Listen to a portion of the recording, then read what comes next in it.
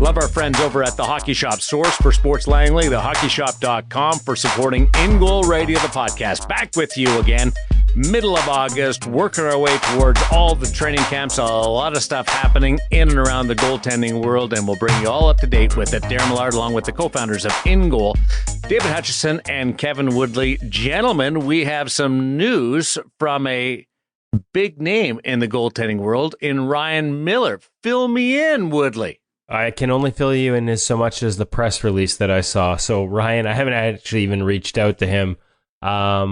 He is going to be a scout and help Evgeny Nabokov with goaltending development role, the San Jose Sharks. And it makes sense. It wasn't the only hire. Thomas Vanek, both of them also former teammates of Mike Greer.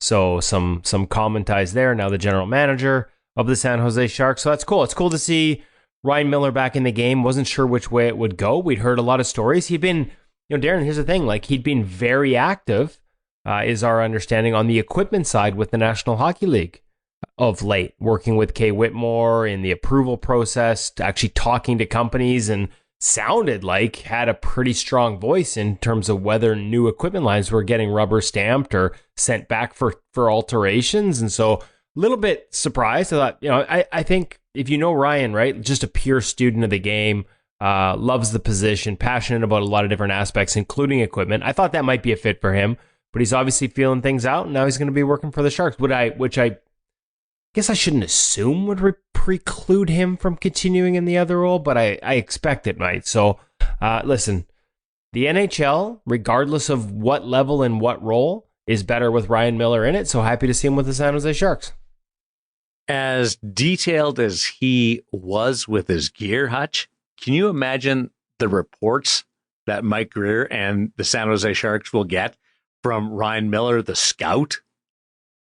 That's a really good point. I think it's going to be interesting to see what he does to put his own spin on the role of a scout, because it is a brilliant mind as well, right? And so many of us can be a little critical of goaltending scouting without really knowing enough people in the role. And now we've got somebody in the role who probably will redefine the way it's done and have some pretty unique takes on it. So let's hope we get a chance. Maybe he'll be up scouting in the Western Hockey League or something up in Vancouver one of these days, and we can sit down and pick his brain as to how he goes through the process. You know what this whole situation teaches me is always be a good teammate.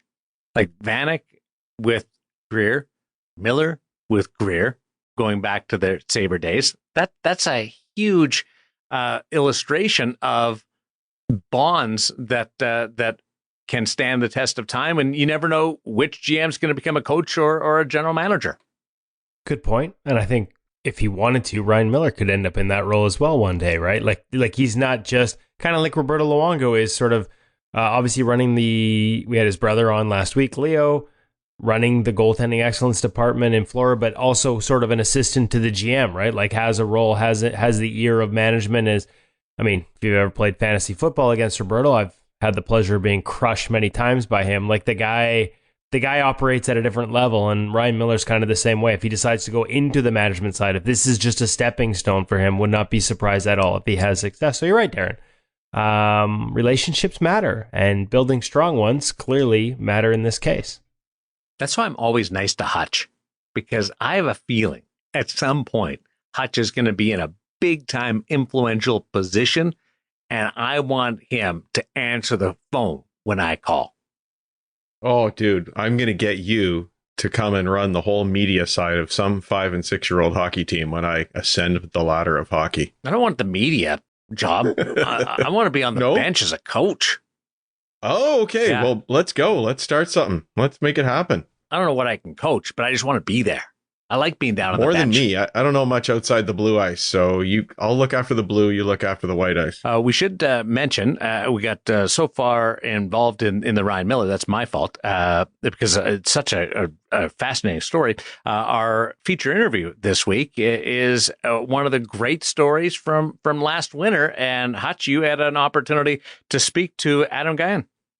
I did, through a funny little, speaking of knowing people, my relationship with Eli Wilson meant that I was up at his camp this summer in Edmonton, and the son of the owner of the NAHL team that Adam played for, the Chippewa Steel.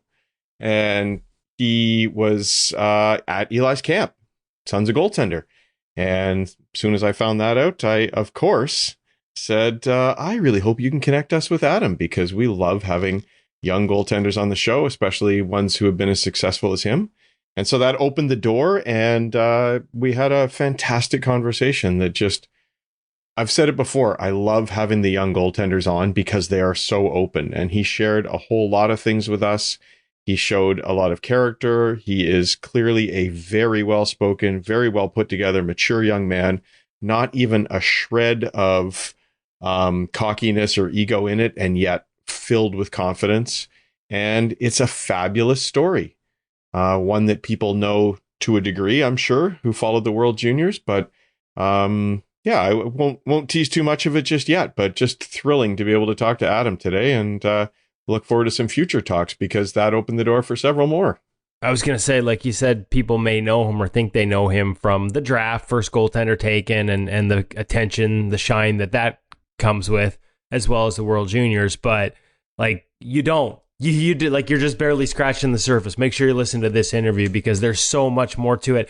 And the confidence impressed me, but some of the other things that he's done to further his own career, like actively involved in finding himself places, like working, like, just, there are so many different elements here. Make sure you stick around and listen to the feature interview, because it's a worthwhile one, especially for young goalies and parents of young goalies. I think there's just so much here. Get to the Sense Arena feature interview on InGoal Radio, the podcast, with Adam Gajan in just a little bit. But first, we'll check out the Hockey Shop, source for Sports Langley, thehockeyshop.com. The gear segment this week will tie up the CCM EFlex 6 skate. And Woody, this is some great technology that continues to evolve with this set of wheels. Yeah, no, one-piece boot, several changes. Obviously, we know that Step Steel is now the steel provider for CCM and their skates, so you get an upgraded steel in there. A little bit of custom color options as well, which is not something we've seen in the past from them. I'll let Cam explain all that, but first I got to tell you, like, man, it is so busy in there right now. And I know we've kind of talked about this recently, how there's so much new goalie equipment coming in almost daily, it seems, certainly weekly at the Hockey Shop, that we can't keep up with the reviews. Like, we haven't caught up to all the new lines and equipment lines and pieces of equipment for the upcoming season that are available at the Hockey Shop. So we highly recommend you go check them out at thehockeyshop.com. But amidst all the hype we've had for that, we've kind of missed a key element. There's also sales on, because when all this new stuff arrives, that means the previous generations go on sale.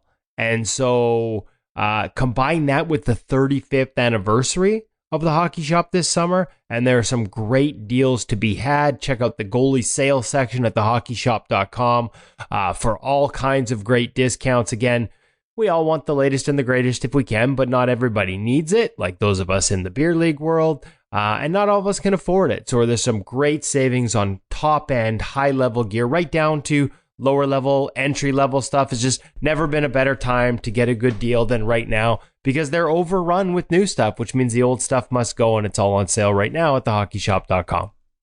I'm going to throw a curveball at you and just ask an opinion before we get into the gear segment. If you were going to go with last year's model and you had your choice of mask, upper body, pants, pads, skates, what would be your first choice? Something that you go, okay, I can do this seamlessly and I don't need the latest and the greatest. To me, it would be the pants, but I don't know. I might be overthinking that. Hutch?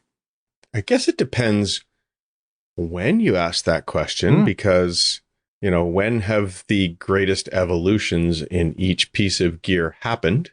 Boy, you're So brilliant. You are just so good at this. Just overthinking it. So, I mean, I would say mask, because this year to last year hasn't really changed at all, unless it was CCM, in which case there's going to be a really big change. So maybe I wouldn't. Hint. You know, so what brand do you use? I mean, I guess, Darren, for the most part, that's a really hard question. Maybe the gloves. I don't think a whole I don't think there been any massive leaps in the gloves in the last couple of years. They iterative change that makes a difference for sure. I think the pads have had some pretty significant changes, but again, brand related, isn't it? Right. Different brands make the bigger jumps. So I have waffled around that without answering your question. But you bring up a good point that it does depend on which manufacturer. Well, and I'm like I'm surprised Hutch can still sit in that seat of his. He's got the fence cramp so far up his butt after that answer. I am going straight to, and this is a bit of a cheat on my part, because the reality is it's not necessarily last year's models, especially when we see, for example, obviously Bauer Hyperlight 2. Well, last year it was the Mach. The Mach's not on sale because that's still the latest and greatest of the Supreme line. So it's actually 2 years ago. It'll be the Hyperlight 1 that's discounted. Same with CCM, right? EFlex 6 comes out, EFlex 5 is discounted, but last year's model is actually the CCM Access 2. Now, cheating that, I'm going CCM Access 2, boys, because I have absolutely fallen in love with those pads. And yes, I have also grown quite fond of the glove with no finger stalls. I know a lot of people don't quite get to the same level with that, but after using it for a year, I've really liked it. And the blocker. So we've got CCM EFlex 6. We've got a stiffer version and a softer version. We got testers using it. I quite enjoy the stiffer version, but there's another level of stiffness in the Access 2 through the thigh rise and that sort of, just sort of flat front face. I'm digging it. It's rare when we test so many products and play in so many different lines that you find something where it's like, geez, I don't know that I really want to switch out of this, but I think I might have found one. And that's the CCM Access 2 for me. And I know not everybody's the same way. And I know there's a new model coming out next year. We're actually going to be in Montreal this week seeing it. Lucky us, along with a handful of professional goaltenders we're going to hang with. But yeah, I was I think it's one of those lines that got a little overlooked. And looking back at it, having used it, I don't know if that should have been the case. Wave that flag. Love it. Some great answers from Hutch and Woody regarding that opportunity to capitalize on some sales coming up from the Hockey Shop, source for Sports Langley, thehockeyshop.com. The gear segment this week with Cam and Woody dealing with the CCM EFlex 6 skate.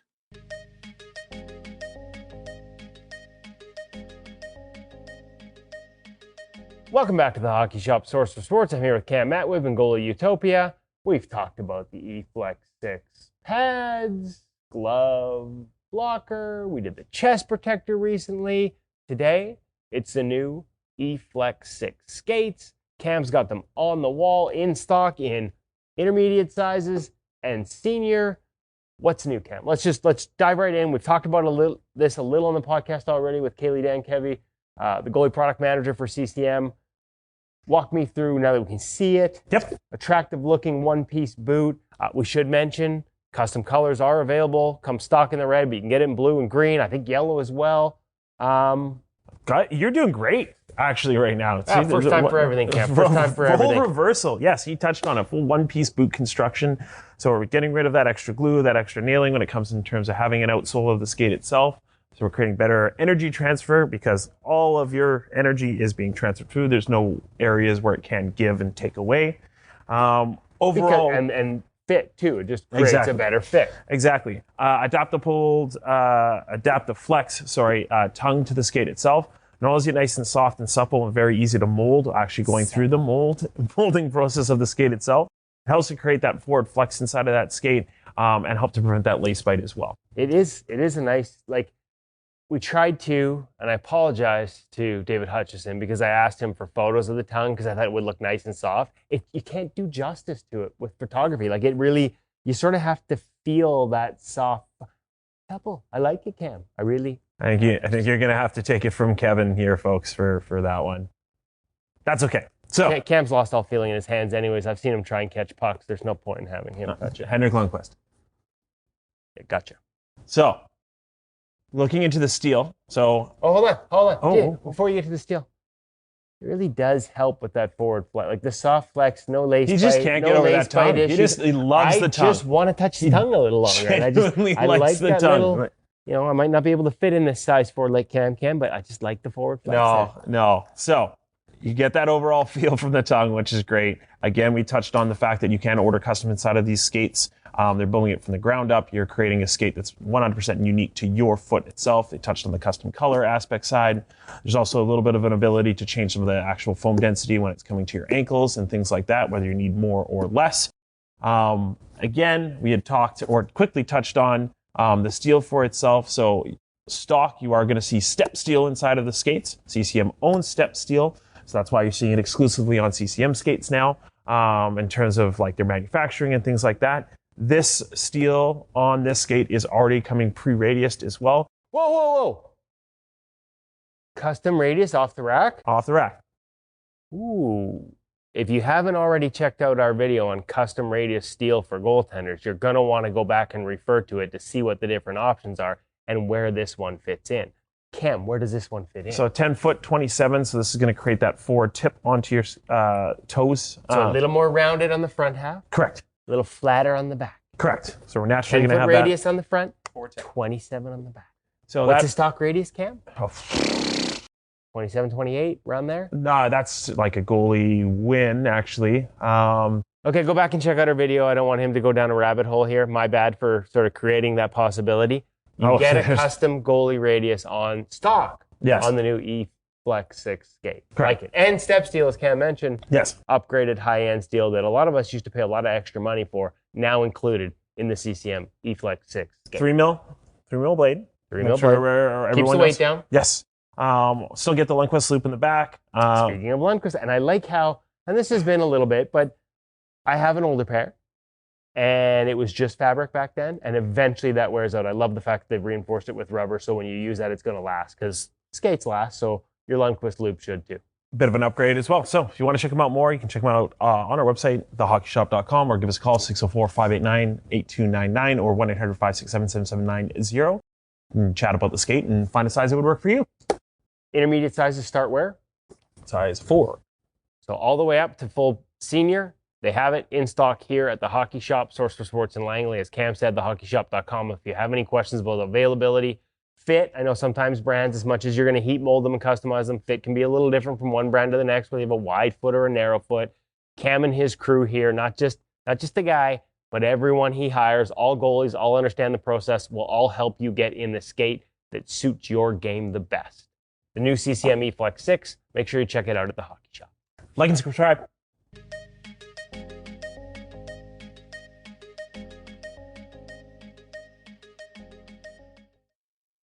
The thing that jumps out at me is the ability to add some color to your skates. And we've seen, like, all-star games, we've seen players do it, but it's a one-off for the all-star game. Goalie skates, I don't know how much you really see the skates anyway. It's a way to be have a little more personality without offending anybody that's a traditionalist. I wonder, is it the start of something? Hutch, do you foresee that becoming a thing? I think it's inevitable that there will be more customization. I would love to see it happen. I love the idea of having personality. I think it's more likely you might end up with one of the mask wrapping companies giving you something to put around the heel of your skate, or maybe even some of the painters getting excited and doing some things on the skates. Because for manufacturers, hockey is a small market, goaltending is an even smaller market, high-level goaltending gear even smaller. To then start customizing right down to the skates, I think is probably a big economic challenge for them. But I would absolutely love to see it. I have this great memory, guys. When I was a kid, I had these Converse shoes, and they came with little plastic inserts that you could slide in. The Converse logo itself was clear, and depending on what you wanted to do that day, you could slide in the little blue tab, the red tab, the green tab. You can color them up any way you want. So I'd like somebody to come up with something like that for my skates. So you could have home and away or all-star game or whatever you want. Because I also can't understand these guys being able to pull on a brand new pair of skates for a game. That's the one piece I'd want to be in for a really long time, despite how great these manufacturers are at customizing. But there you go. Give me some old Converse skates. I like that. I like that answer. I think, like you said, the skates are kind of hidden, Darren, as to Hutch's point, scaling it. Like, I think you're much more likely to see, almost like his Converse shoes, the ability to sort of stick something on there, which you probably could pretty easy for the companies that make the mask wraps to create something like that, templates around the different skates. And I think the other part that we forget is like, okay, maybe once you get to an age where you're not growing out of a skate every year and a bit, right? Like parents count on sort of being able to resell those and after your kids growing out of them from, until they get to, I don't know, like it's been a long time. I'm an old man. When do your feet stop growing? Like 16, 18? Like, so up until that point, I don't know anybody's customizing a one-off. And as far as personality, I love the idea, but like, let's be honest, like we can show personality more than we've ever been able to before.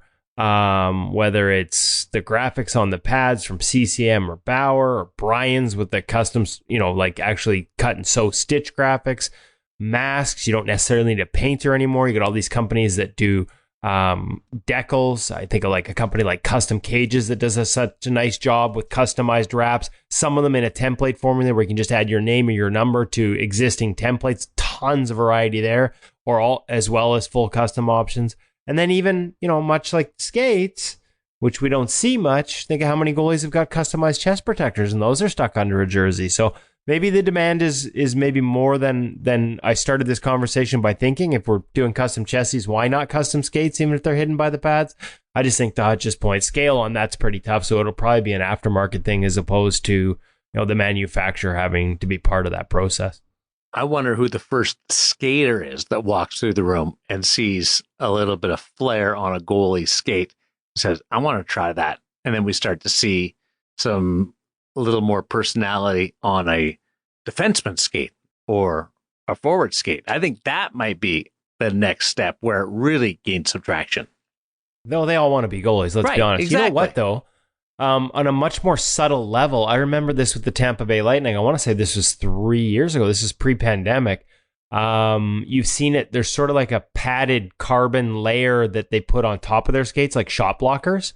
And after Vasi broke his foot, he had it on his Bauer skates. I don't know if he still does, but that sort of layer that they put around the heel, they also had like sort of, I don't know if it was laser or like graphics etched into it. And so you're not going to see it, I don't think, from television, but up close in the locker room, I remember him showing me, and it was like quite an intricate design. I can't remember. It was like a Russian bird of some sort, if I remember correctly, but like just really fine detail. And then showing me around the room that there were a bunch of guys that had these sort of black layer to help with impact absorption on shot blocks. And they also had sort of customized design. So at least, a few years ago with the Lightning, there was a lot of it. I just, like you said, they're not the custom colors, not something you're likely to see, as a guy skates by on television. But if you're in the room and looking closely, some pretty cool designs. Think about the LA Kings, Vegas Golden Knights, who had those shiny helmets,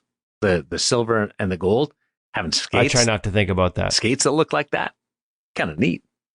Flying up the ice. Silver against the gold. We've got a great feature interview this week presented by Sensorina VR, Adam Gajan. And this is just a fabulous journey that we've watched from this player. If you don't know the name, you certainly, from the World Junior Championships, watched him play. And the fact that he went through a draft, National Hockey League draft once, and was the first goaltender picked this time around is sensational. And coming out of the North American Hockey League, I won't ruin the entire conversation, but it does set up this ability to stick with something and be creative and be aggressive with your personality and your game and everything that goes in it. And it's all part of our feature interview brought to you by Sensorina VR Hutch. Sensorina. And just as this interview is exciting, Sensorina's got some exciting developments coming down the pipeline really soon. You may have seen the public announcement that they now have an official partnership with the National Hockey League. So now inside of Sensorina, you're going to be able to get a whole lot more direct NHL content. And I mean, not just the shooters that we have now, not just the great training plans, but maybe you're going to be able to suit up as a goaltender for your favorite team or in your favorite team's rink. They're bringing a whole lot more just really great character to Sensorina, which maybe makes it feel a little bit game-like, but it's a real training tool. And I would strongly suggest, if you have an Oculus headset, go to Sensorina.com today, download their free 7-day trial, and find out what it is that we're all talking about. It is a fantastic training tool. I was online this week, guys, with a group from Ontario, one of the biggest associations in Ontario, and some of the goalie people with the association talking development. And I was asked about Sensorina, and somebody said, hey, like it's not exactly the same feel as it is on the ice. You can't feel that puck hitting your hand or your stick. And I had two answers for him. One, it's so real, you'd be amazed how it does kind of feel like it's really happening. I told you that story about my son getting hit in the head in Sensorina and having to actually stop and take the headset off because it shocked him so much. Even though there isn't any real feel happening in there, it's so real it feels real. But I had the other answer to him. Of course it's not the same as skating on the ice. Of course we'd all like to be able to get on a hockey rink in our goalie gear every single day and train, or twice a day and train. But I don't know, I don't have $300 an hour to buy the ice every time I'd like to get out there. But $29 a month to get all those great training programs, all those great drills, all those NHL shooters, all the neurocognitive training, it's a fantastic tool that lets us get there much, much more affordably than any other way of training. And it sure beats just bouncing balls off a wall, as fun as that is. It's incredible training for goaltenders. Give it a try today, Sensorina.com. Use the code IGM50 to save even more. The first time that you do it and you catch a puck and you shake the puck out, yes, like that's real. I know you can't feel it. Or drop it. Yeah. Yeah. Or drop it and then bat it away with your stick if you tried that. Yeah. Yeah. Exactly. Like real? There's a realism there. What's this catching pucks you guys talk about? I'm sorry. It stays in the glove sometimes? I know they added marks to your gloves so that you see the puck marks when you make the save in Sensorina, and Kevin's still confused because he's never seen a mark on his real gloves. Do you use a backup stick, a warm-up stick on Sensorina, Woody? I don't. No, I don't. Oh, we should talk to them. We're going to be having a meeting soon. Maybe they could put in a Woodley backup stick. That'd be great. I love hearing the post. Just love it when you're doing it. So, if you want and you're looking for the realistic feeling of a puck coming off your chest to your blocker, you're not going to get that. But everything else, when you catch a puck and you're shaking it out, you forget that you're even looking through VR goggles. Reality is suspended. Suspended reality in the World Junior Championship last year for Adam Gajan, like what we watched, and that player coming through and just grabbing our attention. Hutch, set up this conversation that you had with one of the great stories from last winter. Sure. Look, young man who did not really get a sniff of national team play in his native Slovakia, fell in love with the idea of playing college hockey in the United States when he watched the U.S. win the World Junior Championship a number of years ago, and realized that all those players played college hockey. And he thought for him that might be the best route to the National Hockey League. So he came over to North America to play in the North American Hockey League in the United States. And when the Slovakian national team roster was announced for the World Juniors, he was not on the roster. He was not top 3. I think he said he might not have even been top 4. And so he was looking forward to Christmas with his billet family. And then just a number of days before the World Juniors, he gets called in. He flies very quickly. He doesn't get a preseason game or a pre-tournament game. He doesn't dress for the first game. And then he gets tapped on the shoulder and told he's playing against the United States in the second game. And, the rest is kind of history. He beat the United States. He got a shutout in his next game. And then nearly, it took overtime, late into the first overtime. It took I just said Sidney Crosby. Took Connor Bedard. That's the ultimate compliment. That is the ultimate compliment. Isn't it, though? Connor Bedard on the 57th shot of the game beat him in overtime late to save the game for Canada. So just an incredible I don't want to say out of nowhere, but certainly out of left field. He got his opportunity. He seized it in a big way. And as I think you said, Darren, remarkable to be passed over in the National Hockey League draft one year and then be the first goaltender taken the next year. Fascinating conversation. Loved every minute of it. Adam Gajan is joining us this week on the feature interview brought to you by Sensorina VR, a second-round pick of the Chicago Blackhawks via the North American Hockey League. Here is Hutch.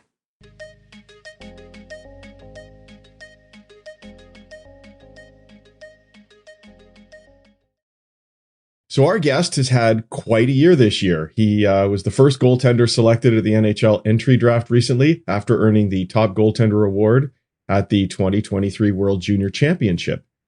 Adam Gajan, welcome to the InGoal Radio podcast. Thank you. It's good to have you here. Congratulations on a big year and a really big summer for you.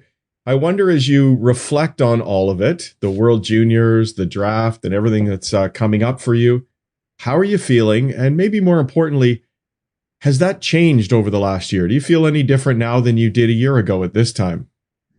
Of course, there are maybe more things I have to do, like talk to more people and other stuff, but I feel pretty much the same. So I'm a little more busy than I was a year ago, but I feel that I'm same person I was a year ago. So I don't think that, like I said, many things I didn't change, but there is little more things I have to do now. So yeah.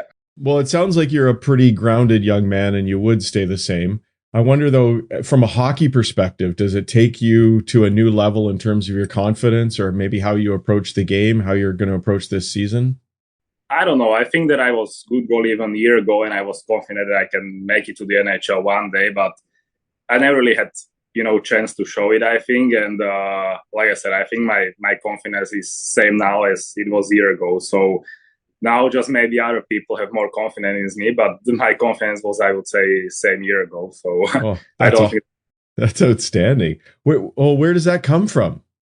Do you think confidence for a goaltender, do you have to experience the success or have you built it through some particular mental skills you've developed, or where does it come from for you? I think confidence comes from hard work. I think that I'm working harder than most of the goalies, and it's not, of course, it's important to have a little bit of talent, but working hard is the most important. So I think that gives me confidence. That's where I know that I'm working harder than other goalies, I think, and not just on the ice, but I would say it's important what you are doing all day. So I think that gives me confidence that I can be better than other guys. So I think that's the main key, to work hard, and that gives you confidence, I think. It's great. I guess the line I've heard people say before is you make your own confidence. You create your own confidence. Yeah. Interesting. Okay, so we'll get to the big moments that you've had a little bit later, but let's take it back a little bit.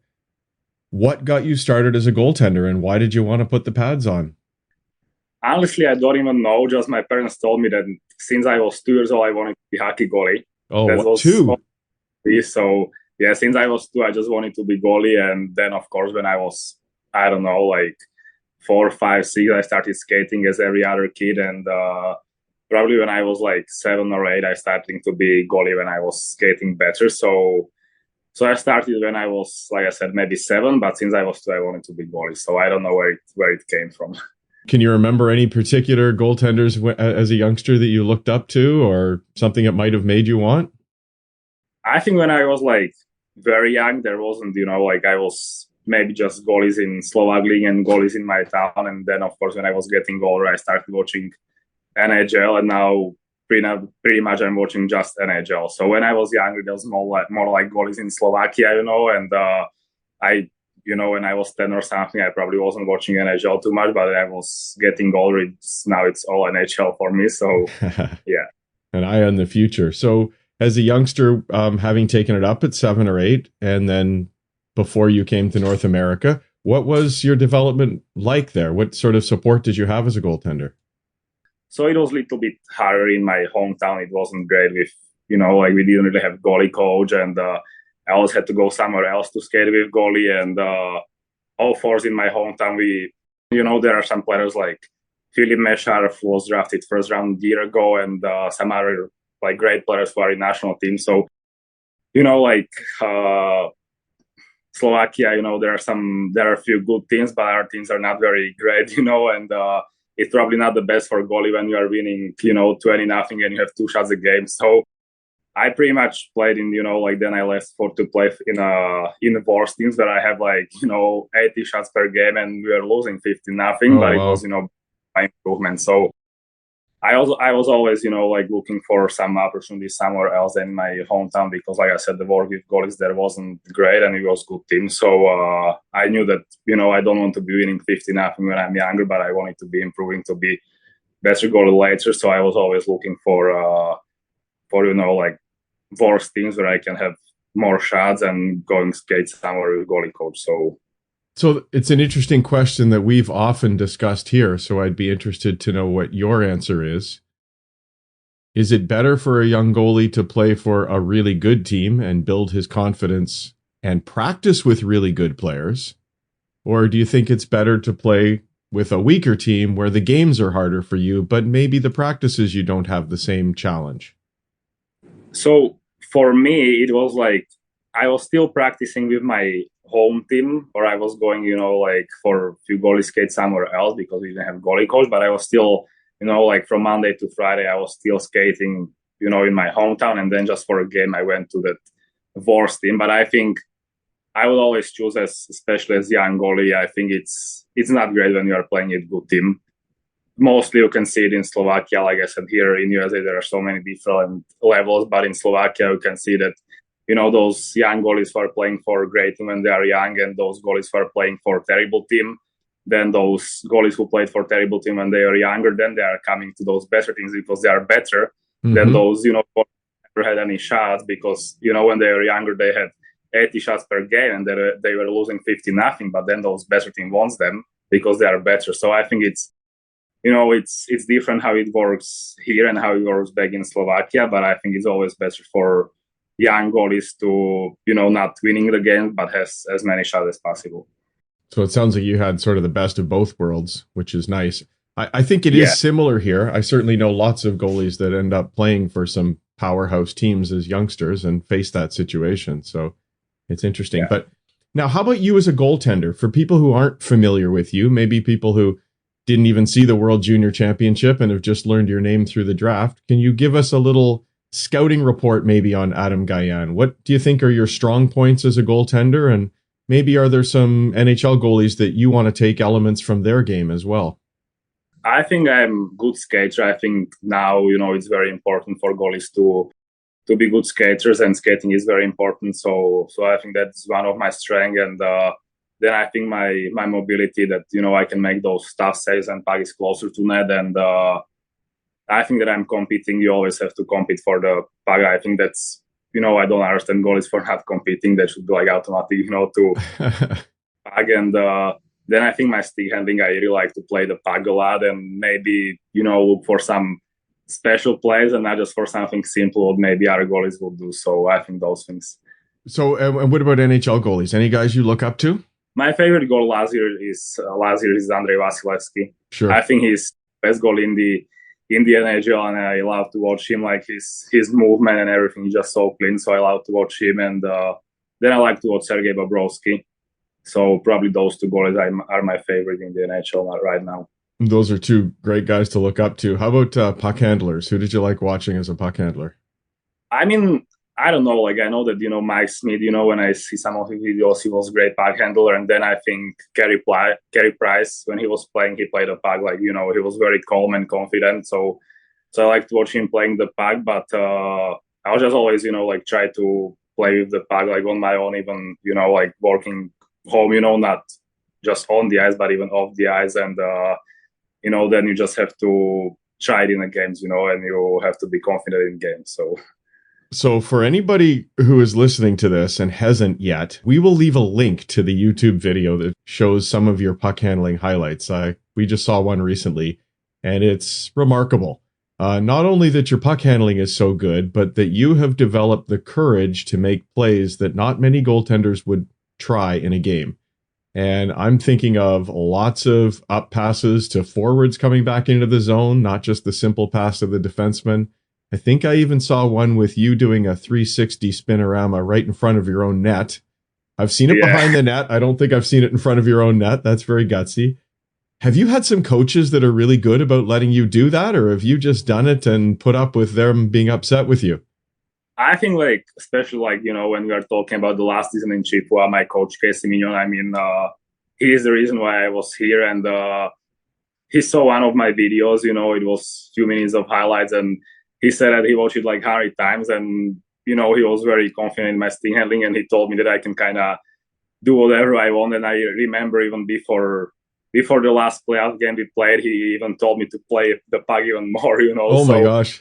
Or like when we played Indigo in first round of the playoffs, they was kind of like dumping pucks to the other corner, so they weren't dumping it around, so I couldn't play it. Yeah. So he just, you know, even go far from my net and even look for the forwards. So he was very confident in my stick handling, and I think that's very important, you know, like especially when you are young. Just, you know, it's important to have good coach who, you know, let you play the puck, and, you know, so you can be more confident in that when you are older.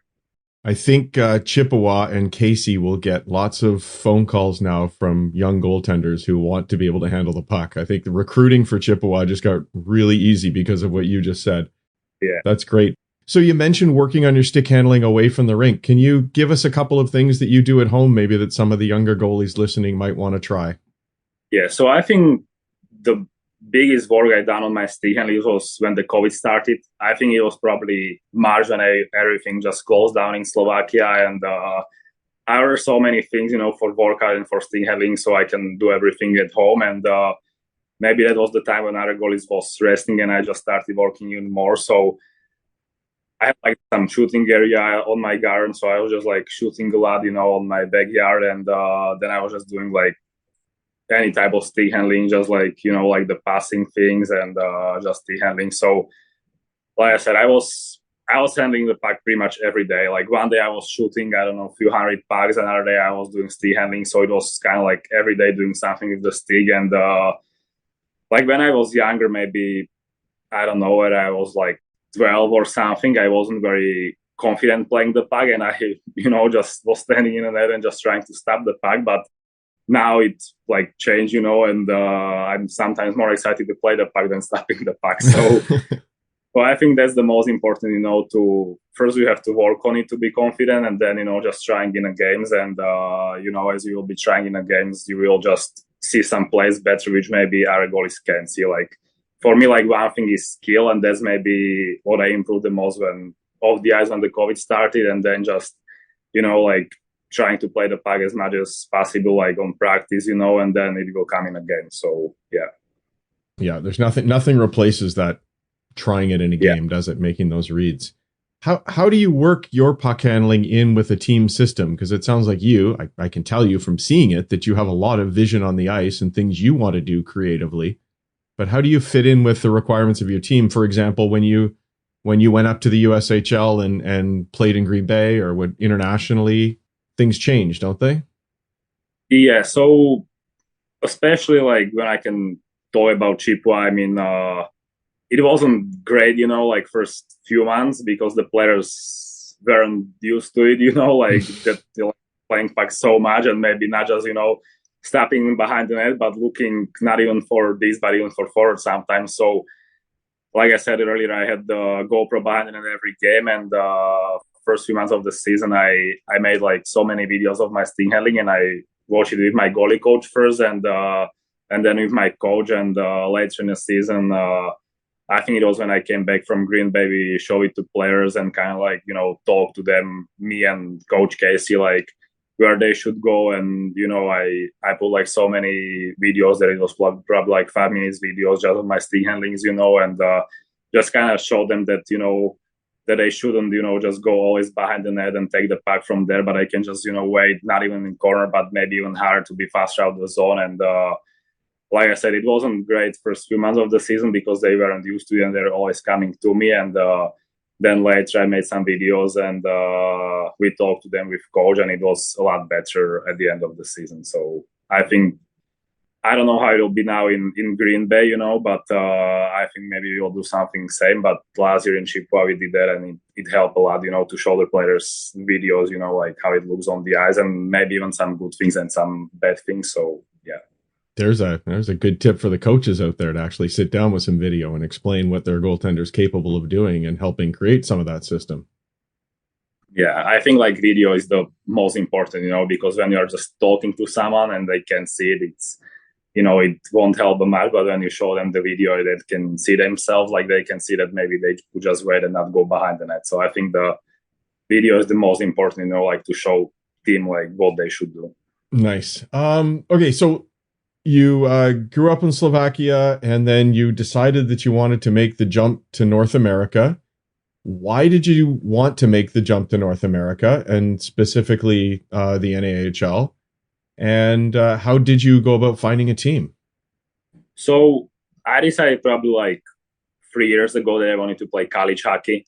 So when the COVID started, Jan Lašák, director of goaltending in Slovakia, it started making like the webinars with some, goalies who played NCAA or some people who were talking about college hockey. And, I wasn't thinking too much about school. I just feel like that's the best way for me to, make it to the NHL one day, because I saw, how many players from college hockey are going to NHL. And that was always my goal. I always wanted something more, than just play pro hockey in Slovakia or something. So, like I said, I decided probably like 3 years ago. And then after my last season in Slovakia, I knew that, I have to go to juniors first. But because, I never really played in national team or, some international games, I knew that, there wouldn't be a chance for me to go to USHL right away from Slovak Junior League. So it was first few months of the season, and I made highlight video and I sent it to Jan Lašák, and he sent it to one guy who is living in USA, but he's from Slovakia. His name is Frank Kolar, and so many hockey people in USA, and he sent that video to Chippewa, and they really liked me, so that's how I got here. But I mean, a year ago, before coming to Chippewa, I didn't have any other option than Chippewa, so yeah, that was my only option pretty much. Oh, if things ever changed for you in a year. Now you're over playing in North America. Was that your first time living away from home? No. So my last 2 years when I was in Slovakia, I was playing in like its farthest town from my hometown. It's like 4 hours. Slovakia is not very big, but still, it was far, and I was living alone at the apartment last 2 years. So you were living alone as a kid? Yeah. So my last 2 years in Slovakia, I was living alone at the apartment. So how old were you then? Have to learn how to cook. I was like 16, 17, I think. Wow. It was like 2 years ago. So I was living alone for 2 years, and when I was 14, I played in Finland. So I was living there with billet family, I would say. But when you are 15, you can live alone. They're like, like the billets is just American thing, and I was just 14, so I went there. My parents had to flew there, sign some papers, and I was the first player there who was living in billet family or something like billet family. And it wasn't even close to US billet family, so it was very, very different there. Wow, you're really opening my eyes to some cultural differences here. That's amazing. Yeah. So we have now a lineup of goalies who want to play for Chippewa so they can handle the puck better. And we probably have a lineup of 15 and 16-year-old guys who want to go to Europe so they can live alone to play hockey. What an interesting life. Was it a big culture shock, though, moving to North America for you? Not at all. I mean, like I said, I was used to be alone, and even my parents were used to that I'm not home almost all year. And when I got here, like the teammates around me were great to me. They helped me with everything I need, and I had the best billets here in Chippewa. Even now I'm staying with them, when I got earlier to the USA before the season. So, like I said, teammates helped me. I had the best billets and great coach, who, like was kind of even like my agent for first few weeks, because I was changing agencies. So I had great people around me. So it wasn't hard at all. It was even maybe, a lot easier than I expected. So, yeah.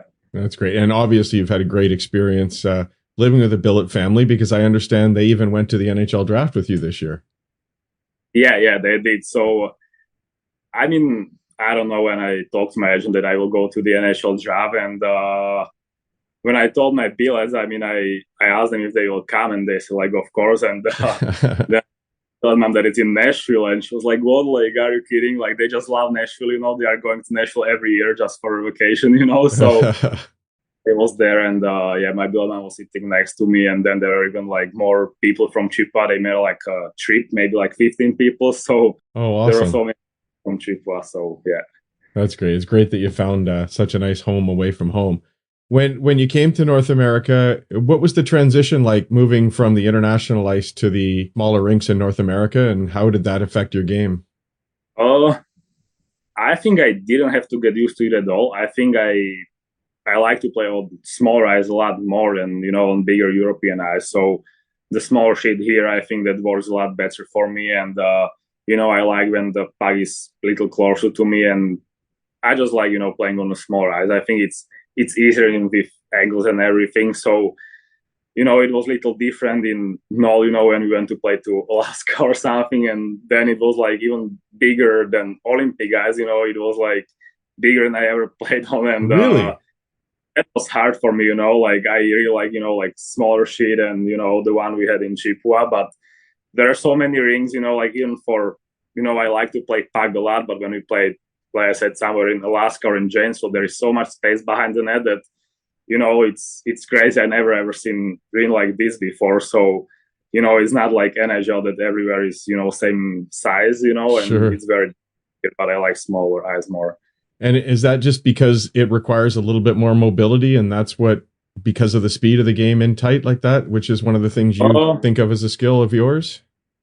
Yeah, I think so. Like, obviously, like when, the ring is smaller, the game is faster. And I like, when the game is faster. So I think that's probably why. And like I said, it's even, you can go to RVH maybe a little earlier and all those things. So I like playing on the smaller ice more. Like you said, it's faster, and I think it's better for me. Is there anything from the international experience do you think maybe helped you? It's known as a game that's a little bit more east-west, more plays being made rather than the quick move and a shot. So does it create maybe more patience that translated for you over here?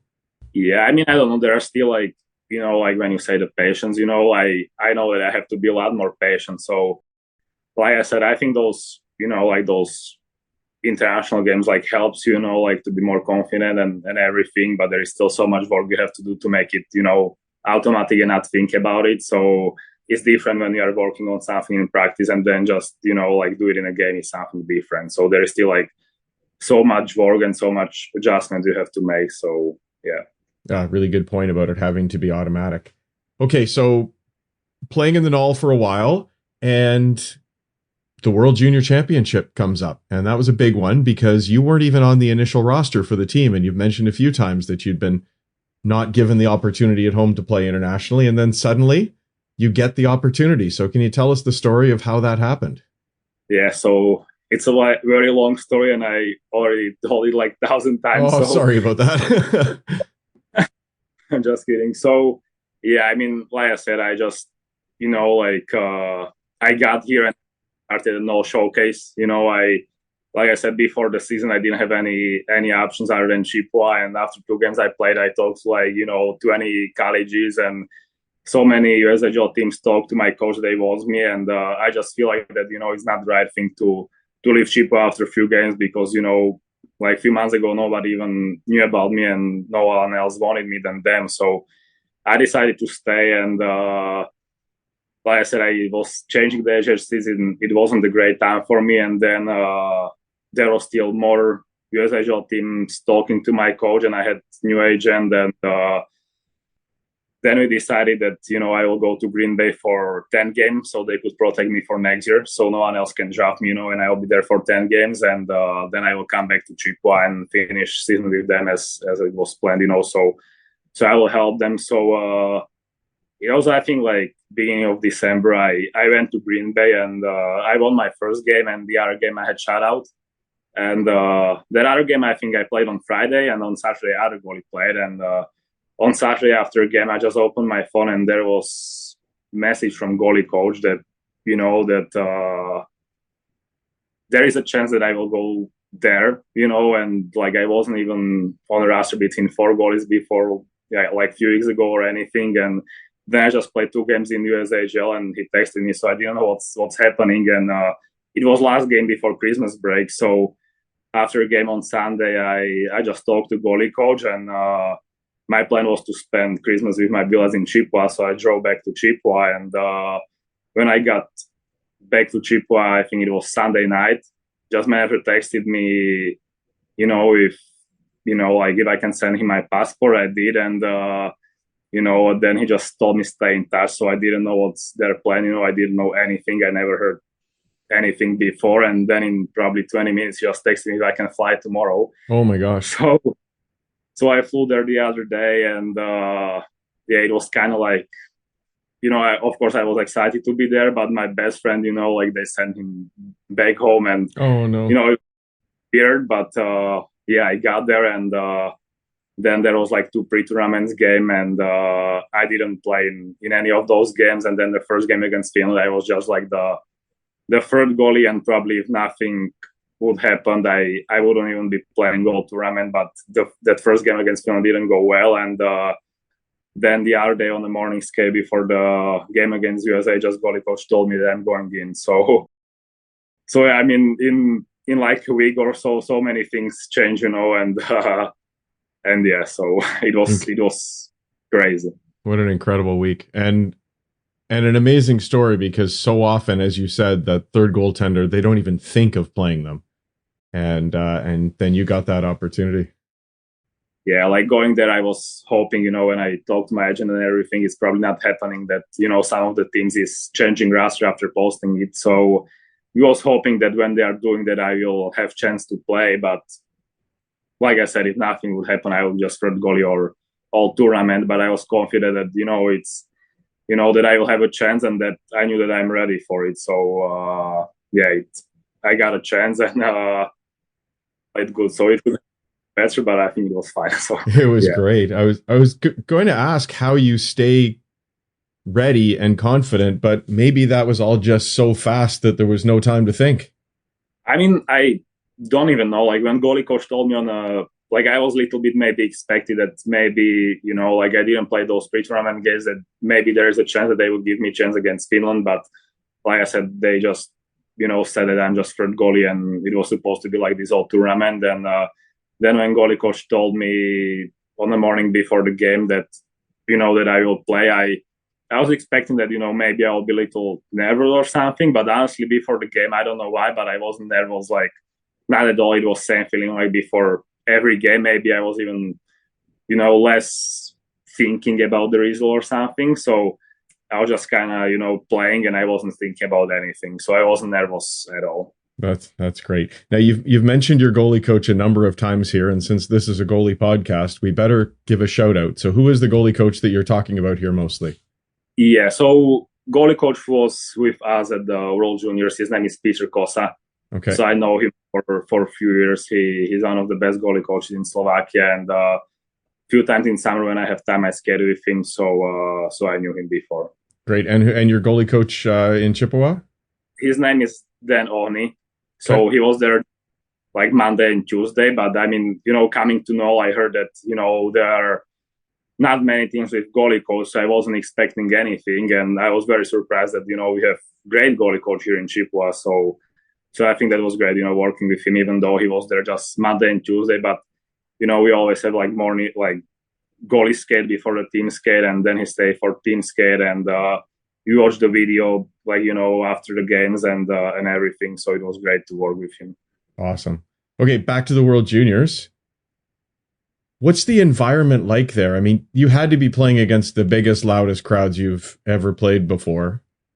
How do you deal with that going in against the US, who I understand watching the US at the World Juniors years ago was one of the things that made you want to go play college hockey?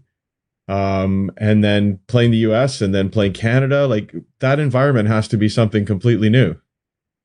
Yeah, I mean, for me, like I said, I was playing in NOL 2 weeks ago, and then I was playing against, players like Logan Cooley and Hughes and other guys, who are almost in the NHL. I mean, they're in the NHL right now, so that was crazy. But I wasn't thinking, against who I'm playing, and I feel like that I'm ready for a higher level. So yeah, I mean, especially like the crowd, like, the other games, it wasn't very I would say it wasn't very loud. Of course, there were more people than, in normal games in USHL or no, but, that quarterfinal game against Canada, like, when we got on the ice at the warm-ups and, like a few minutes later, Canada came, I couldn't even hear anything. So very loud. And, it was something different. It was a great experience to play there in front of, so many people in Canada against Canada. So it was great. That's great. And obviously a spectacular performance. We won't dig too deep into that because people can read that story elsewhere. But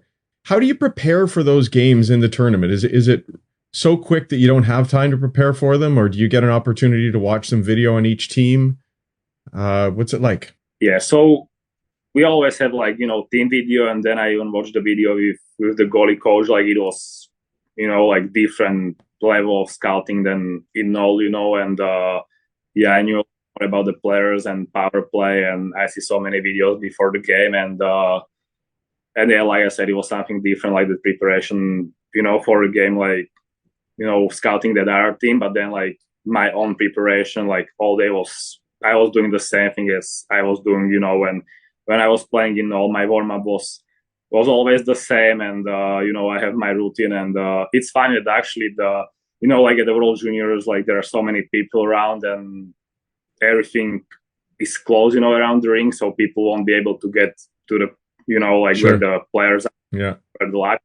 So I always like to find a place for warm-up where no one is around me. So it was very hard there. And in like the group stage in Moncton, there are so many people walking around me, and of course I didn't like it, but I have my spot, where, like no one was so close to me when I was, like juggling or something. And then in Halifax, I mean, I was at the hallway, and it was after, I think, Czechia and Switzerland played. And right when I was warming up, like I have music and everything. I'm just listening to music. I have always like the same songs, and it's the same time, and it always works for me, and Right.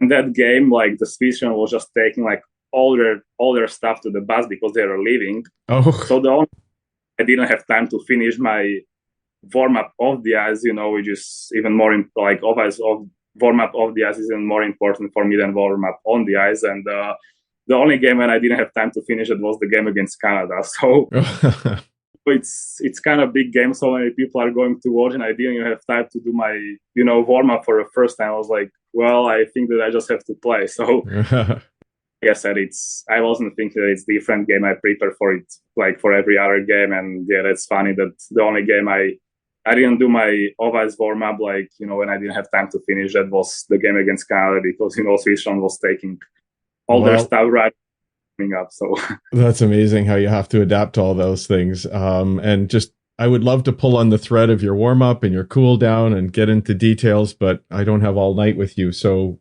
maybe one day we can come back to those things, because I think they're important. As you mentioned, your confidence, I think, comes from hard work and your preparation. So I'm sure some young goalies would love to hear some of those details. But you finished the tournament, a 2.40 goals against average and 936 save percentage, just an incredible performance. Congratulations. But I wonder, we've heard from a number of professional goaltenders that they find moving up to a higher level in a way can be easier because the play is maybe a little more predictable. The shots are maybe a little bit more consistent. The reads are, again, a little bit more consistent. Did you find that in any way when you jumped from the Null to the World Juniors? Did it maybe get a little bit easier? I think so. That going on high level is a lot easier than going back. And I saw it from the both sides. I went from Null to USHL, and I have great 2 games there, and then I went to World Juniors, and I think like I was ready for higher level and for faster hockey. So I think that was good for me. But, as I said, that it's easier to go on higher level than going back, like, like coming back to Chippewa, after those 10 games in Green Bay. And I remember on Friday, I had probably my, like hardest game and the best game in USHL against Madison. I have like, I don't know, around 40 shots and like 2 or 3 goals. And like Chippewa wasn't doing great by the time when I was in Green Bay. So like I said, Friday I played in Madison, and my bills from Chippewa came to Madison and drove me to Janesville. And on Saturday I played in Janesville, and like I think I played 6 games in USAGL. I won 5, then I had great tournament at the World Juniors, and so everyone was expecting, and even I was expecting from myself. And then the game started, and like my preparation, everything was as every game before. And after a few minutes, I kind of feel like it's boring, it's so slow. And 30 minutes of play, it was already like, I don't know, 7-2 for James. So I was like, what is happening? Like this more goals in 30 minutes than, like in 4 games I got scored at the World Juniors. So I was like, what is happening? And game ended, I think, like 9-5. So oh my gosh. All game. And like coming back after 2 months, of barely losing any game to, got scored 9 times in Janesville wasn't great. But then out of 12 games, I think I never got scored more than twice a game. So, I knew that it was maybe a little fast, like even without practice and everything. Like I said, on Friday I played USAGL, and then on Saturday right away I went to Janesville. I just dried my gear in the bathroom and everything. But yeah, nobody was probably expecting they will score 9 times that game. So it's a lot easier to go on higher level than going back.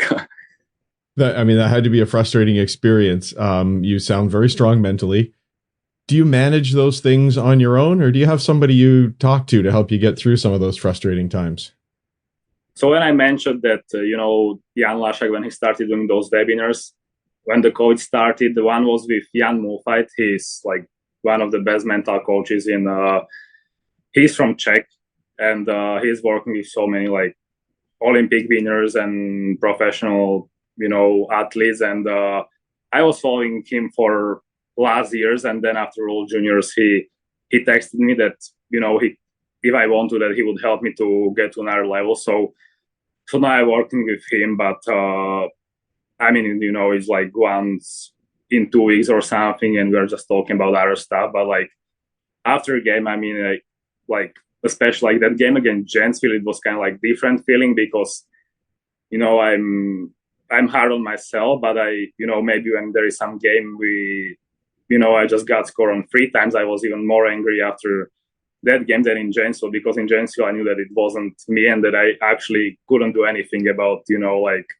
to get myself going. So I wasn't very upset after a game. I know that it was just one game. So yeah, I kind of, like I said, I'm hard on myself, but then there are some games when I was still upset the other day, like because I was angry on myself that I didn't have help team as I should. But yeah, then, after, you get on the ice again, it's fine. So it will be always happening. You can have shutout every game. So no, for sure. That's what because I always believe that, like every game starts 0-0, and that, I can have shutout every game. And yeah, I am, I should more like just calm down and just focus for the moment and not for the result. So yeah, for sure. Oh, that's really good. Do you have any specific techniques that you've learned from him for dealing with some of those difficult situations? Like a routine you use if you get scored on, or when you're starting to feel angry? Anything you do specific? Not really. It's sometimes it's, hard, but you just always have to realize that you can change what happened, and, just focus to stop another shot, and, not trying to think about, like how the game will end, or, what could I have done better. And that's sometimes hard for me, because I can, like, right after something happened, what I could have done better, like right after I know what I should have done different, So it's hard to not think about it. But I think, like I said, maybe when I was younger and I was playing those worst teams, and I was, they score even like sometimes 20 goals in a game, that maybe, I just forget about it. And yeah, I think just like breathing is important. Like before the game, I'm doing always Wim Hof breathing exercise. So Wim Hof breathing, okay. So I think that's important. Like I said, just sometimes it's hard, but you just have to realize that you can change what happened, and that it won't help you that it won't help you to stop another shot when you'll be thinking still what happened a minute ago. So nice. Oh, well, now you've really got me excited about your pregame routine, talking about the breathing now too, but we'll get to that one day. Okay, so here we are 35 minutes into a conversation with the first pick in the NHL draft amongst goaltenders, and we haven't talked about the NHL draft very much. So let's get to that. How about the combine? Did you prepare specifically at all for that, or did you just go and see what the experience would be like? Maybe talk to somebody beforehand to learn about it? So, like from the physical part, that was probably just like 3 weeks after my season, so I kind of rested for like week and a half, and I was working out for a week and a half, to prepare a little bit for testing. But I think that like those interviews, I knew that it can just help me. Like I'm just always trying to be myself and not talking about some things which are not true. So I talked with my agent about few stuff, but I don't think I was preparing too much. I think I was you know like all year I was talking to so many teams. I knew that it would probably be different at the combine. That during the season I was just talking to one guy on a video, or even when they came to chip wise, and I think that was fine. I just knew that it will be maybe a little different, when there will be 10 scouts in the room and some cameras. But actually, I was expecting that I will be a little nervous. I talked to Philip Meshar, like he'd been at the combine a year ago, so I talked to him, and he said that he was nervous. So I was expecting that maybe when I'll be there with those 10 scouts in the room, that I will be nervous. But honestly, I wasn't at all, and I was just talking as if I was talking to one guy. So I think that was fine. I didn't prepare for it too much. Like I said, I just talked to my agent a few times about a few things, but I was just myself. And like I said, all the interviews, like all year, was fine for me. So I didn't feel like that I have to, think about what I will say when they will ask something. I was just always myself, and I think that every interview at the combine went okay. So yeah.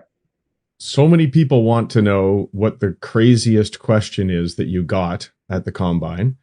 I'm a little curious about that, but I'd also like to know, did you get any goalie specific questions? I mean, I think I talked to 20 teams or something at the combine, and I would say that every interview was pretty much same and not hard question. Just Colorado was a little bit different.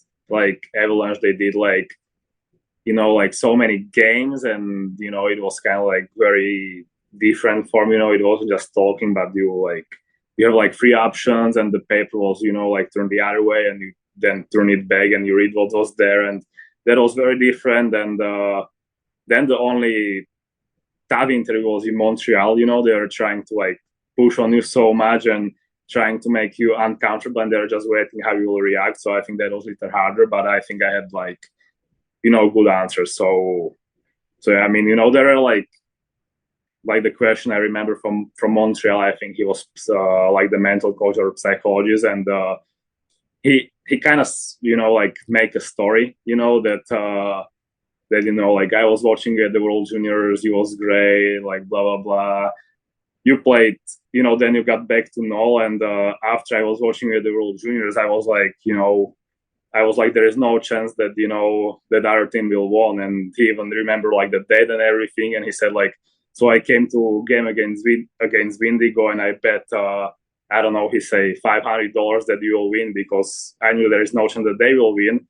And then after first period, it was 4-0 for them. Why? Oh, what no. happened? So those type of questions from Montreal a bit tougher, but I think I had good answers on it, and there are more questions like this. So that's the one I remember. Was he just trying to make you feel uncomfortable that you'd lost him a bet, or was there a question that came up after that? Like I said, it was kind of course, he wasn't at that game, the psychologist, of course, he didn't bet for that game, but Sure. he was kind of trying to make me uncomfortable, and they were looking for the worst moments of the season and just waiting for how I will react. But I think I did good, and I think that I had good answers. So yeah. That's interesting that they prepare so carefully for one person. Yeah. Was there anything goalie specific in the interviews?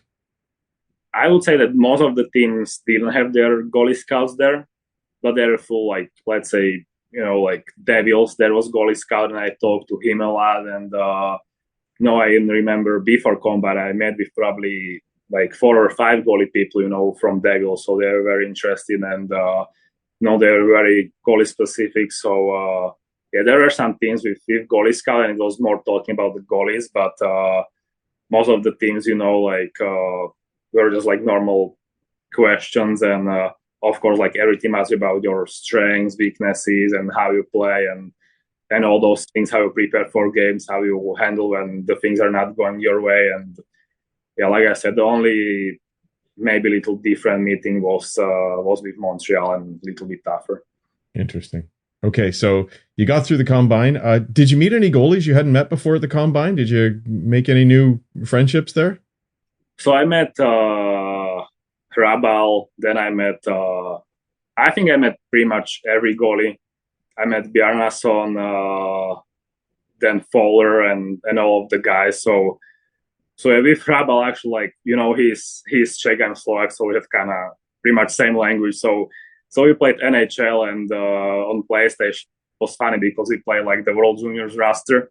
Yes. And it was just like freeze, and I think I beat him like 12-1 or something. So I mentioned that a few times that he has to work on his NHL skills, So That's funny. with few goalies there, and yeah, especially with Hrabal, I spent more time with him. So I didn't met him any before the combine, but at the combine, yeah, we became friends. So yeah. Nice you've stayed in touch. That's cool. So the NHL draft. Were you nervous, and did you have any idea of who might be interested in picking you? To be honest, I believe that it'll be Chicago 35th. Really? Yeah, I mean, I was talking a lot to Chicago, and especially goalie scout from Chicago. Like, he was always texting me so much, even when I, about anything, like he called me a few times. And sorry, who was that? Dan Ellis, goalie scout. Oh, yeah, of course, yeah. Yeah, I mean, he was a great guy. He talked to me a lot, and he maybe even told me more than other scouts. And I knew that they are very interesting. And even, my agent told me a lot that I maybe knew from my agent more than other guys knew from their agent. So I believe they will be Chicago 35th. And, they were saying that they will take me 44, but I always believe they will be 35th, so they won't be risking. And yeah, like, there was maybe little hope that I can go first round, but it was kind of just like maybe, but probably not, But like I said, I was waiting for it 35th pick, and they just said Chipo, and I was already standing. I didn't even wait for my name. So I was ready for it, and I was hoping that it will be Chicago. So, like, even at the combine, when I talked to all the Slovak guys, and I told them, like, I don't know about you, but I just know that I will go to Chicago, and all the guys are like, no, you are not going there. And, there is no chance. Like, even like when I talked to that Philip Mesher, like he would never guess that Montreal would pick him. So I was like, well, I'm not saying they will be Chicago, but I believe, that they will take me 35th, and they did. So then everyone was surprised. But I just feel like that, I talk a lot to their goalie scout, and I just feel that they're very interesting. So yeah, I was kind of like hoping and expecting Chicago. So yeah. That's really cool. So they selected you, and off to development camp. And Chicago's development camp was a little bit unusual this year, wasn't it? Yeah. So I think like draft was Thursday, and we flew there like 6 a.m. on Friday. So it was right other day, and it was very early, and we got there, and yeah, I just sent like probably 4 bags of gears with my parents back to Slovakia, like gear after all year. And in 2 bags I have gear for development camp, but we wasn't on the ice. So weren't on the ice, and we just have workouts, and they just wanted us to, get to know each other better. And they thought that that's what's important in summer. So yeah, it was a little different, but I think they knew why they did it, like, without ice. And I think it makes sense. So yeah. Did you did you learn anything, or did you get any homework from the Blackhawks out of the draft and development camp that you were working on this summer? Not really. Like I said, all year I talked to goalie scout from Chicago a lot, and we kind of talk even about my future and about the things which I have to improve and what I have to work on. So that weren't much. Like now, of course, there are like so many people from Chicago, like nutritionist, mental coach, strength coach, and other guys who are talking to me. So, that's great that you have like more research, like, other guys who are trying to take care of you. But we weren't talking too much about some specific things which to improve. Like I said, I talk about those things all year with goalie scout. So there wasn't much at the development camp. So what did you and Dan agree on for this summer for you to be working on, though? So I think it's like last 3 or 4 summers, I'm always in Slovakia. It's like the best off ice, like the workouts practice center there, where there are like the most of athletes. So I'm always there for a few weeks. Like this summer was a little bit, just flying back and forth. So I was there just for a few weeks, and then I was, like skating back there with few goalies, and like early August I got back to USA. So like I said, it wasn't anything specific. I think that my summers last 2 years, I think I improved in summer a lot, and maybe working more than other guys. So there wasn't really much which I feel like that I have to change. Nice. Okay, so I have to ask, is it nice to know that you'll be playing one day with Connor Bedard instead of against him? Well, I still didn't make it to the NHL, so I don't know 100% if I play good with answer, him. Good answer, yeah. I will make it one day. I know that it's still a little far, but like I said, I'm confident I will make it one day. And yeah, I mean, we are joking about it. Of course, everyone remembers, that overtime goal. And yes. And yeah, I remember I met him even before the draft at the combine. I was in a gym with him, and we talked a little bit. And I told him that Chicago is very interesting. Like, there are no doubts that he's going to Chicago. Like everyone knew about it, right after lottery. So I told him that Chicago is very interested, and that we might be teammates one day, and then we'll be just against each other at practice and not in games. So we were joking about it, and then month after it happened. So yeah, that was funny. Yeah, it is. And for those who haven't seen the World Junior game yet, it took 57 saves for that to happen, or 57 shots. So pretty amazing. What from your perspective in goal sets him apart? Could you see anything from that experience on the ice that makes him special? Like I said, we were on the ice at the development camp, so I wasn't, with him or something. But I mean, like I said, when I was, 2 weeks before World Juniors, I was still in NO, and I remember, when NHL posted like his highlight of some goals he scored, on Instagram, and no kidding, I was watching it like, 10 times in a row, like it was something unbelievable what he did, So I think just, like how fast he can think, his hockey IQ, and, he's so fast, great skater, great shot. So, yeah, I mean, everyone can see what he's doing on the ice. So he's different player than other guys. Yeah, and I don't mean that for this to be a show about Connor at all, because this is about goaltending and about you. But what can somebody learn, I guess, from playing against him? Did you alter your approach when you played against him? Did you go in knowing he was on the ice and have to be ready for that? What happens for you as a goaltender? Honestly, I don't remember much from that game because I didn't feel probably great, not thinking much. I was barely standing there, and so yeah, I mean, of course, when there was face off, I just of course saw that he is on the ice, like you can see that, but I don't think that there was any like specific preparation for him. Like Canada has a great team, like almost whole team drafted in the first round, so you can be just focused for one player. Like of course he's somewhere else, but like every player can score, so we just can be focused on him. And like I said, I don't remember much from that game. So yeah, just from those after. Okay. We'll get finished here really quickly because I've taken far too much of your time. But just this year coming up, you're playing in the USHL in Green Bay, is that right? Yeah. So I'm going to Green Bay for one more year, and then I should go to Duluth if nothing will change. Minnesota Duluth. Nice. Well, we wish you well this season. I know there's going to be a whole lot of people who listen to this show that will be following along and seeing how your season goes in the USHL, and looking forward to seeing you in the Chicago Blackhawks organization one day as well. Thank you so much, Adam, for taking the time with us on the podcast today. And I hope it's the first of many appearances as your career grows. And I do hope we can get back to some of those routines and talk about those one day as well. But I wish you well this year, and thank you so much for taking the time with us. Yeah, thank you so much for having me. And yeah, thank you. I enjoyed it.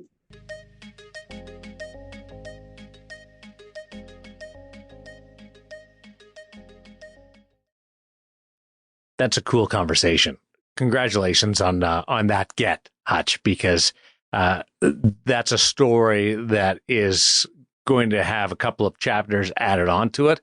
But it's hard to argue that the cover isn't already printed, given what we witnessed last year. Yeah, fabulous young man with so many takeaways, and I've already shared a number of the stories with people that I've spoken to today about how enjoyable that was. And so many more threads I want to pull on. So looking forward to staying in touch with him. For example, we didn't even get into his game day routine, and he's got a just as detailed post-game routine. I loved hearing him talk about his experience in the World Juniors when he couldn't quite get those dialed in the way he wanted to, either because of the space allotted in such a busy tournament or the time. As I think he said, it was Switzerland that was unloading all their bags from the rink as he was trying to cool down after a game. And so I want to pull on those threads with him. I talked to Maddie about the puck handling. Again, that great puck handling video that we were talking about earlier, and we'll link in the show notes. And he said, you got to get him on to do some pro reads, looking at the GoPro from behind the net and just like, what did you see? Why did you make that choice? That you're going to put out, people, go watch this. As you listen to this podcast, go watch this reel of Adam's puck handling. It's staggeringly athletic and quick, but not out of showy. It's reads. Necessary. He's making reads. You watch his head while he's doing it. It's fascinating. Yeah. But also kudos to his coach in Chippewa, because 99.99% of coaches would be pulling their hair out with somebody puck handling like this. A 360 in front of his own net to avoid a forecheck. So what does his coach do?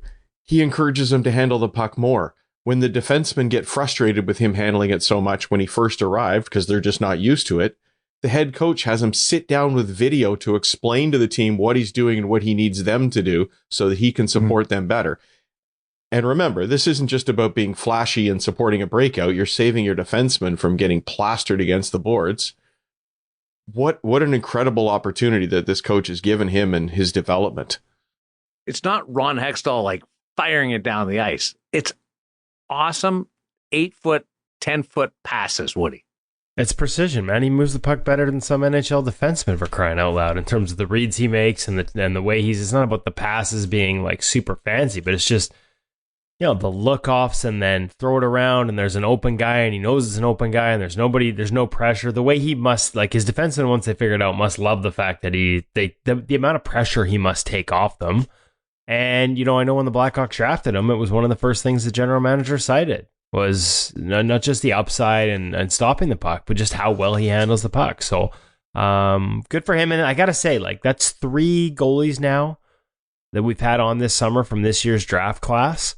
And they've all been phenomenal. Scotty Ratzlaff, Carson Bjarnson, and now Adam Gajan. And like, I'm sort of making a note to myself, like, maybe next year, Hutch, we just got to go to the freaking draft and start picking these guys off at the draft, because the conversations with these kids are awesome. Although I will say, I do like hearing about development camp too and the process for them taking that next step. So, but yeah, like, just the future is bright, eh? Like, the future is bright for the position, as much as we hear a lot about, you know, the players and the skill coaches and how they're catching up and getting ahead of the goaltenders.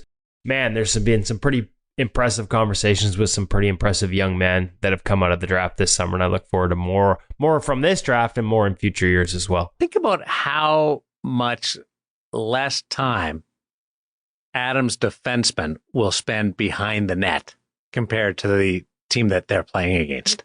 Like, just standing or plastered face first into the boards, or that. But just doing that that standard stand behind the net or D2D breakout, he's doing all that. And you guys already missed out on Nashville. I'm sorry, this year's draft, like, that was the place to be. Nashville on Lower Broadway, doing all your research. That would have been the place to be. Except next year sounds like a pretty good opportunity. You guys have heard the rumblings? Where are we going? Come on over. Oh, yeah? Come on over. There's a strong possibility that it's coming. It hasn't been announced yet, but there's some rumblings that it might be on the Strip. Okay, I got dibs on the biggest couch, Darren. I'm not cool enough for Nashville, but, you know, if you give me a year to prepare, I might be able to make myself cool enough for Vegas. You guys have talked a big game.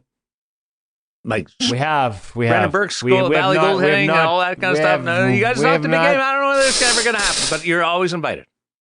The travel budget This is why folks need to subscribe to InGoal Magazine Premium Edition. So we can go to Vegas. Can increase our travel budget to get to more events to bring you more great content. And speaking of great content and speaking of travel, we're going to Montreal this week to get more of it. But we were in Kelowna 2 weeks ago, and that content is starting to make its way onto the site. First pro reads from Laurent Brossois. We sat down with him. So cool. That's live. It was a great one.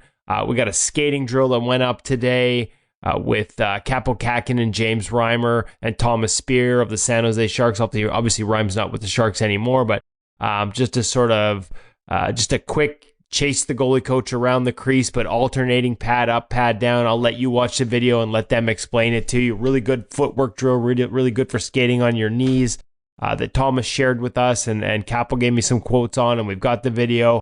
We have an old school Nabokov drill coming. We have so much content coming from our week at Net360, so make sure you subscribe to InGoalMag.com, and not just so Hutch can go to Vegas next summer. Before we hold on, we also spent some time with James Wendland in Kelowna. Oh, so we got 5 damn things for your feet now too. So yeah, even more. And we're thinking about everybody in Kelowna. Eli Wilson, all of our friends up there. Yes. That are battling Adam. Of course, so many people in the hockey world retire there. Or live there, have moved there. So hearts and prayers and best wishes going out to everybody in the Okanagan Valley, as well as Yellowknife and everything that's crazy happening in our world right now. As you guys fly to Montreal, is there any whetting of the appetite that you can provide here for what you're going to experience in Montreal? We're going to experience gear that nobody else gets to see yet. So tough nuts. That's pretty good. Little bit of a tease. That's our life. Getting to see some very good goaltenders seeing that gear for the first time as well, which will also be very cool. Handful of young pros in the gear. One really big name. We haven't locked in how much time we'll get with him, but we will be spending some time with Devin Levi of the Buffalo Sabres while we're in Montreal. So really looking forward to that. Through the CCM event, perhaps elsewhere as well. We're not confirmed. We don't want to jinx anything. Don't want to speak out of turn, knocking on wood as I say it. But yeah, some really cool gear, Darren, that we're going to get to see. And that's a cool part of the job. Like, the reality is we normally have a really good handle on what's coming for the following seasons long before it comes. The hardest part is keeping it to ourselves, but we're on our best behavior. We'll share anything we can share from our time in Montreal. Let's put it that way. Can I share my specs with you? You guys have that, right? Yeah, we do. Right, make sure you send us an updated specs. It's a little firmer around the midsection. Let's just go with that. Everything else is okay. A little firmer or wider. It's firmly wide. That's okay. I think my specs are actually getting lower as I continue to get smaller and smaller in my old age. I am shrinking. I hate it. I shrunk the most when I had the back surgery and they removed the disc, but I feel like I'm still shrinking. That's great. I met somebody else this summer that had that same thing happen where they went down in size because of that. I didn't realize. I thought you were kind of joking the odd time about it, but it does happen. That's wild. It does, but also I am joking too. But people do shrink. I'm shrinking. I'm shrinking. Help me. Are you over 6 feet? I used to be. in big shoes, he is. Yep. I used to be, Darren. Woody, are you taller than Hutch? Yes, that I can say quite definitively. I am. Which one? The one closer to my age. The old one. Yeah. I know he's got small hands, but I wasn't sure about the actual size. Hutch, sorry. Let's just say his kids blessed that their size on the other side of the family in the gene pool. Very much so. Gentlemen, awesome stuff on the website right now. Really been fun watching it. The Laurent Brossois pro rates was really cool, the way he was breaking it down. Like, normally he does this, but he came over and did that. And why he went away from his normal safe selection. It's really cool. And that video link in the show links, video of Adam Gajan puck handling is going to blow your mind. And I guarantee you will go out in your next game or your next practice, and you will try it, and you probably give the puck away, but that's okay because it's part So we get better. of just being motivated by something, and it's really cool to watch him do that. And for a big man, he's 6'3". He moves. He really does skate well. That's the other part of the puck handling. Once you see the video, folks, watch. One of the keys is he's out there early. The way he moves on his edges is really special too. Awesome. You can't be a good puck handler if you're not a good skater. Nope. You're right about that. And that's why Woody and I always play one up on who's the worst puck handler on our free talk. I'm terrible. Hey, I'm worse. Give you another tease. Something coming down the pipe is a very interesting game/drill to improve your puck handling. Oh, brand new game. We saw the invention of this game last week. Literally saw it go from a goalie coach's mind to reality and watch it stoke the imagination and fuel the fires of first young goaltenders and then also pros as they got to play this game. Literally other people watching the first time and then being like, I went in on that. Okay. Yeah. So that'll be up on the site at some point? Hopefully in the next week, at some point, yeah. Okay. Hopefully in the next 2 weeks. And guess what, Darren? It involves puck handling too. All right. We'll talk about it right here on InGoal Radio, the podcast presented by The Hockey Shop, source for Sports Langley, thehockeyshop.com. Thanks to Cam. Thanks to Adam. Thanks to Hutch and Woody. And of course, big shout out to you listening. We appreciate your comments. Send them in to us. We've answered your questions, all kinds of questions throughout the week. And Hutch is great at getting back to you, and will continue to do so on InGoal Radio, the podcast.